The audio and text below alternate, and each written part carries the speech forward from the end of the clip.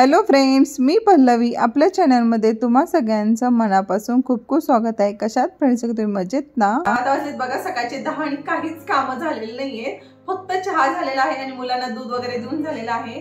तर उशीर न उठणं, त्यानंतर उशीर सगळी कामं स्लोली सगळी कामं चालू असतात। तर आता सकाळचे 10 वाजले आहेत, तर आता मी ब्लॉगला स्टार्ट केलेला आहे। तर माझी आंघोळ वगैरे झालेली आहे आणि आता वाजले 10 आणि कपड्याची मशीन वगैरे लावली आणि त्यानंतर म्हणलं आता किचन मधले जे काही स्वयंपाकचं काम आहे वगैरे करून घ्यावं, कारण मुलांना पण नाश्ता आज बनवलाच नाही, तर दूध वगैरे दिलं होतं मुलांना सकाळीच। चला तर मग आजच्या ब्लॉगला आपण स्टार्ट करूया। दावणगरी डोसा असतो ते बनवणार आहे। तर त्यासाठी पहिल्यांदा मी बटाटे भाजी बनवून घेणार आहे। जशी आपण पिवळी बटाटे भाजी बनवतो ना, ती बटाटे भाजी बनवणार आहे। म्हणजे नॉर्मली आपण असं फोडणी देऊन आणि त्यानंतर त्यामध्ये छोटे छोटे तुकडे हिरवी मिरचीचं आणि त्यामध्ये कांदा वगैरे उभा चिरून कांदा घालते। आणि ह्यामध्ये मी काय करते की ज्यास आपण डोस्यावर बटाटे भाजी बनवतो ना, त्यामध्ये काय करते की उडदाची डाळ 2 ते 3 चमचे घालते। त्यामुळे कसं खूप छान अशी टेस्ट येते भाजीला। आणि नॉर्मली कसं आपण चपातीवर पण सेम अशी भाजी बनवतो, पण त्यामध्ये कसं उडदाची डाळ घालत नाही मी शक्यतो, म्हणजे मुलांना नाही आवडत, पण डोस्याबरोबर ना खूप छान टेस्ट येते, कारण की उडदाची डाळीमुळे। तर नॉर्मली आपण घालतच नाही। तर इथे बघा मी बटाटे वगैरे सकाळी म्हणजे आंघोळीला जायच्या आधीच कुकरमध्ये उकडायला ठेवले होते आणि थंड पण झाले आहेत। तर मग ते त्याची साल काढून छोटे छोटे त्याचे पीसेस करून घेणार आहे आणि खूप छान अशी भाजी लागते। ह्यामध्ये तुम्ही जर बेडगी मिरची जर घातली फोडणीमध्ये तर आणखी जास्त टेस्ट छान येते। आणि इथे मी फक्त आणि बटाट्याची भाजी बनवणार आहे आणि सांबार आणि चटणी बनवणार नाही आहे, कारण की MTRची जी चटणी असते ना, ती कशी बनवायचं आणि कसं असतं हे तुम्हाला मी पुढे व्हिडिओमध्ये दाखवणारच आहे। तर इथे बघा बटाटे भाजी माझी होत यायला लागलेली आहे आणि डोसा म्हणलं की बटाटे भाजी आमच्या घरात तर लागतेच, आणि मग वाटल्याचं चटणी सामान असलं तरी चालतं। तरी बघा इथे दुसऱ्या गॅसवरती मी 8 दिवसाची साई गोळा करून ठेवलेली असते। तर ती साई मी इथे गरम करायला ठेवलेली आहे, कारण की मला विरजण लावायची आहे साई ह्यासाठी, कारण तूप करण्यासाठी। तर माझं घरगुतीच तूप असतं, मला बाहेरचं म्हणजे तूप वगैरे आवडतच नाही। तर मी आठवड्यातनं एकदा असं विरजण लावते। तर त्यामध्ये 5 ते 6 चमचे मी दही घालत आहे, कारण की कसं थंड वातावरण पुण्यामध्ये खूप आहे। तर जर आपण त्यामध्ये जर दही कमी घातलं 2 चमचे वगैरे तर जास्त व्यवस्थित विरजण जात नाही, म्हणून मी ते 5 ते 6 चमचे दही घातलेलं आहे। आणि ते बघा मी 2 मूठ चिरमुरे घेतलेले आहेत, आपले चिरमुरे असतात ना मुरमुरे, ते घेतलेले आहे आणि ते मिक्सरमध्ये त्याची पावडर करून घेतलेली आहे। आणि हे रात्री जे मिक्सरमधून काढलेलं डोस्याचं पीठ आहे ना, ते 2 ठिकाणी मी ॲक्च्युली 2 ह्याच्यामध्ये काढलेलं होतं पातेल्यामध्ये। तर अर्धा त्यामध्ये चिरमुरीची पावडर घालून टाकलेली आहे आणि ते त्यामध्ये मीठ टाकून व्यवस्थित असं मिक्स केलेलं आहे आणि फक्त मीठ घातलेलं आहे, बाकी काहीच नाही। चिरमुरीची पावडर आणि मीठ घातलेलं आहे आणि त्यानंतर त्यामध्ये सोडा वगैरे अजिबात घातलेला नाही आहे। तर इथे बघा मी अमूलचं अर्धा किलोचं बटरचं पॅकेट आणलेलं असतं, तर आता संपत आलेलं आहे, पण राहिलेलं सगळं ते एका डब्यामध्ये काढत आहे। आणि अमूल बटर आमच्या घरात म्हणजे लागतंच जास्त प्रमाणामध्ये। आणि आता करणार आहे मी डोसा आणि चिरमुरेची जी एक ट्रिक्स तुम्हाला मी शेअर केलेली आहे। खरंच सांगते, ज्यावेळेस तुम्ही दुसऱ्या दिवशी डोसा बनवायचा असेल ना, तर संध्याकाळी त्यात तुम्ही चिरमुरे मिक्सरमधून एकदम पेस्ट करायची आणि त्यामध्ये घालायचं, खूप छान होतो। म्हणजे दावणगरी जर डोसा तुम्हाला करायचा असेल तर त्यामध्ये तुम्ही एकदा अशा प्रकारे करून बघा, खूप टेस्टी होतो। तर आता तुम्हाला मी डोस्याचं पूर्ण प्रमाण मी सांगणार आहे की मी कसं सकाळी घेतलं होतं ते। तर आता इथे बघा MTRची जे इडली डोस्याची चटणी मिळते, तर ती मी 1 चमचा घेतली आहे आणि त्यामध्ये दही 2 चमचे टाकून ते मिक्स करून घेणार आहे। आणि खरंच सांगते, MTRची जी इडली डोस्याची चटणी असते ना, खूप छान टेस्ट लागते। म्हणजे तनिषला तर खूप आवडते, मला काही एवढी जास्त आवडत नाही, पण तनिषला खूप आवडते। तर आता इथे देणार आहे मी तनिषला नाश्ता आणि दुसरा डोसा पण करून घेणार आहे, म्हणजे बाकीच्यांना पण खाता येईल ह्यासाठी। आणि खूप जाळीदार असा डोसा ह्याचा बनतो। तर आता तुम्हाला मी प्रमाण सांगते, मी काल सकाळी प्रमाण म्हणजे किती घेतलं होतं तांदळाचं आणि डाळीचं। तर मी 4 वाटी तांदूळ घेतलेलं होतं आणि पाऊण वाटी उडदाची डाळ घेतली होती आणि त्यामध्ये 1 चमचा मेथी दाणे घातले होते आणि मुठभर पोहे भिजू घातले होते। आणि हे सगळं मी सकाळी भिजू घातलं होतं आणि संध्याकाळी झोपताना ते मिक्सरमधून वाटून काढलेलं होतं आणि त्यानंतर रात्रभर आंबवायला पीठ ठेवलेलं होतं आणि त्यानंतर मग मी आता सकाळी डोसा बनवत आहे आणि खूप छान टेस्टी असा दावणगरी हा डोसा होतो। आणि ही रेसिपी तुम्ही खरंच एकदा ट्राय करा, खूप टेस्टी होते। तर आता बघा कालचा राहिला होता भात, तुम्हाला म्हटलंच होतं कालच्या ब्लॉगमध्ये की भात राहिलेला आहे, मी फ्रीजमध्ये ठेवते। तर इथे मी नॉर्मल जसं आपण फोडणी देतो ना, तसं मी इथे भाताला साईडला फोडणी देत आहे आणि लाल तिखट घातलेलं आहे ॲक्च्युली मी भातामध्ये. मी दरवेळेस काय करते की काळा तिखटाचं फोडणी वगैरे देते, पण ह्यावेळेस मी अगदी साधा सिंपल असं कांदा वगैरे काही न घालता फोडणी दिली आणि त्यानंतर भात आपला जो कालचा राहिलेला आहे तो टाकला आणि अगदी थोडंसं मीठ टाकलेलं आहे. आणि कारण आपण तिखट टाकणार आहो ना, म्हणून अगदी थोडंसं मीठ टाकलेलं आहे. पण लाल तिखटाचं केलेलं आहे मी. डोसा वगैरे खाऊन झाला आणि आलेला आहे बघा, मी तर मुलांच्या रूम मध्ये आलेले आहे. आणि निमित्तचं आमच्या कसं झालंय माहितीये का, खूप दिवस झाला मला म्हणतोय की मम्मा माझा गल्ला फोड, कारण त्याचे जो काही त्याचा गल्ला आहे ना, निमित्त दाखव फ्रेंड्सला गल्ला तुझा, म्हणजे आपला मनी पैसे आपण साठवतो ना ते. तर हे बघा, हे पोपट हा निमित्तचा गल्ला आहे. तर हा निमित्तचा गल्ला आहे काय. आणि आम्ही पैसे टाकतो ना, म्हणजे त्याला आम्ही महिन्याला पैसे देत होतो आणि तसंच म्हणजे देत होतो काही वर्ष. आणि त्यानंतर मग असंच कुणी पाहुणे वगैरे आले ना, तर त्यामध्ये ते पैसे वगैरे टाकले जातात त्याचे. तर आता हे बघा गल्ला भरलेला आहे. आता ह्यामध्ये पैसे टाकता येईना, एवढे पैसे झाले त्यामध्ये. तर खूप दिवसापासून निमिषा हे करायचं.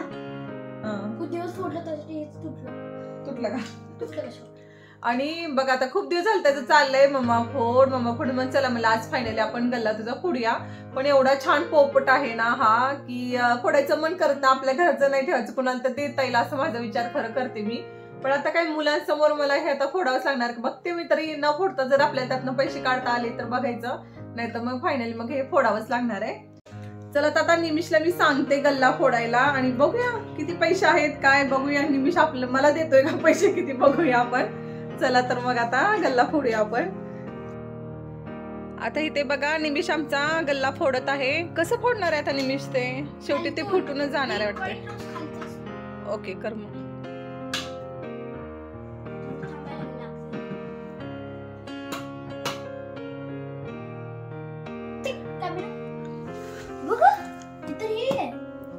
काय येते म्हणजे आधी थोडस ब्लॅक नको तर तेवढंच कर चालते.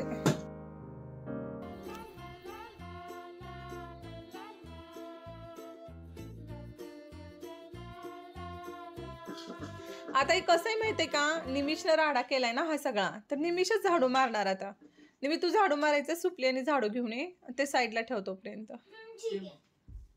हे बघा झाडू आणायला चाललाय निमिष, घेऊन ये.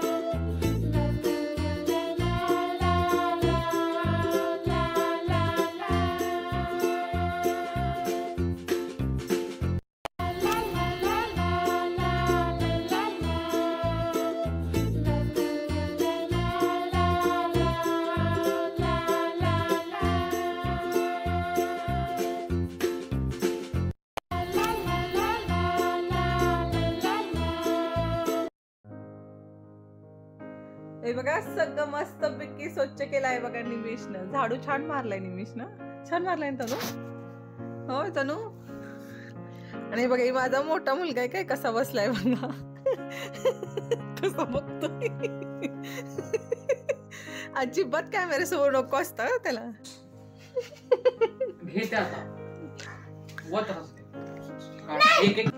पूर्ण पैसे काढ नंतर काउंट करूया.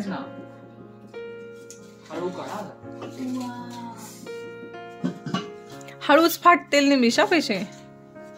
वाव 500ची नोट पण आहे. हळू काढ बाळा, रिस्पेक्ट करायचं असतं.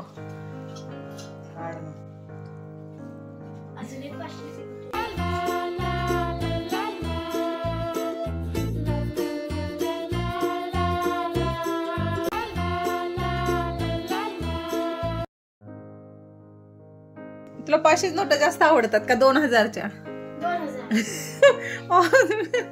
2000च्या आवडतात. तुझ्या 2000ची नोट आहे का? पण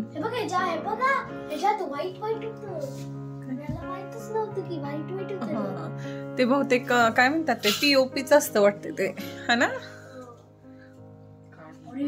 पण बरं झालं गल्ला खालून फोडला आपण, ते आता शो पीस म्हणून पण छान दिसेल.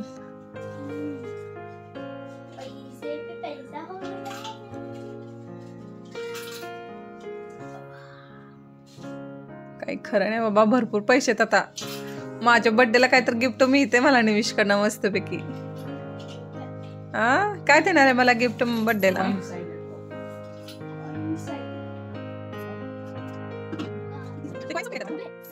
आहेत वाटते ना की मला आवाज आला. मला पण वाटते. बघ बघ अडकले ते बघू अडकले बघू एक मिनिट तरीच बघू. कुठे अडकले एकदम आत. पोपटच्या आणि इथे बघा पोपटच्या आत पण पैसे अडकलेले आहेत, त्यामुळे आता ते पोपट पण फोडावं लागणार आहे. इथं असणार नोटा वगैरे तनिष फोडा लागते. पोपट फोडा.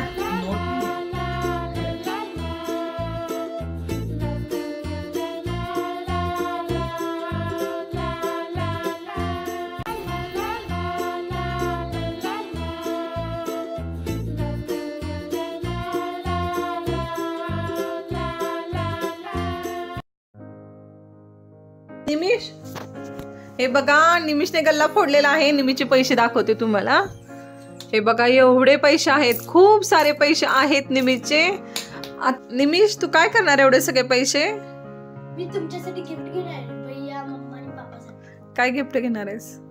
मी सांगितलं तर तुम्हाला तिघांना नको बाबा. मग अनबर ठीक आहे, गिफ्ट सगळ्या पैशाचं घेणार आहेस का? नाही मग मला पण घ्यायचे नाही. काय घ्यायचंय तुला? ते काही एक काम करूया, गिफ्ट आम्हाला तिघांना दे आणि राहिलेले पैसे आपण बँकेत टाकूया. त्याच्याने बँकेत टाकूनच मी घेणार तेच. पण तुला सगळं आहे, तुला काही घ्यायची गरज नाही ना.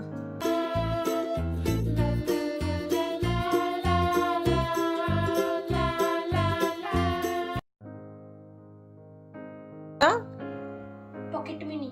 पॉकेट मनी आणखी आणखी काय नाही. ओ आणि आजी आलेली तेव्हा द्यायची. कोणती आजी आली होती? कोणती? सोलापूरची तर अंगडची. आजीने दिले ना तुला हे पैसे? आणि पॉकेट मनी किती होते महिन्याला पॉकेट मनी तुला? 500 होते. ओ 500 कधी दिले? 500 200 होते. 200 कुठे होते? मग 100 होते. तू विसरला ना? कस काय विसरू शकता रे तू? एकदा तू दिलेले 500. बघ ना काय म्हणते 500, नंतर म्हणते 200, नंतर म्हणतो 100. म्हणजे लक्षात येत नाही ना.